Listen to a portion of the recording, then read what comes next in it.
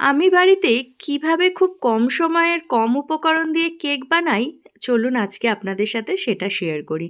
প্রথমেই 2 কাপ মতন ময়দা আর তার মধ্যে 1 চামচ বেকিং সোডা আর 1 চামচ বেকিং পাউডার আর সামান্য একটুখানি নুন দিয়ে ভালো করে চেলে নেব।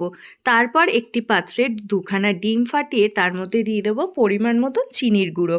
মিশ্রণটা খুব ভালো করে নাড়াচাড়া করে দিয়ে দেবো হাফ কাপ মতন তেল। তেলটাও ভালো করে নাড়াচাড়া করে নিয়ে দিয়ে দেবো চেলে রাখা ময়দাটা। তারপর সমস্ত উপকরণগুলো খুব ভালো করে নাড়াচাড়া করে নেবার পর দিয়ে দেবো সামান্য একটু দুধ। আবারও মিশ্রণটা খুব ভালো করে নাড়াচাড়া করে দিয়ে দেবো 1 চামচ মতন ভ্যানিলা এসেন্স। তারপর ঠিক যেমন মিশ্রণটা দেখাচ্ছি সেরকমভাবে তৈরি করে একটি পাত্রের মধ্যে ঢেলে নিয়ে সেটাকে 40 মিনিটের জন্য বেক করে নিলেই রেডি হয়ে যাবে ঘরোয়া পদ্ধতিতে খুব ইয়ামিওয়ালা একটা কেক। ভিডিওটা ভালো লাগলে সাবস্ক্রাইব করবেন। রাধে রাধে।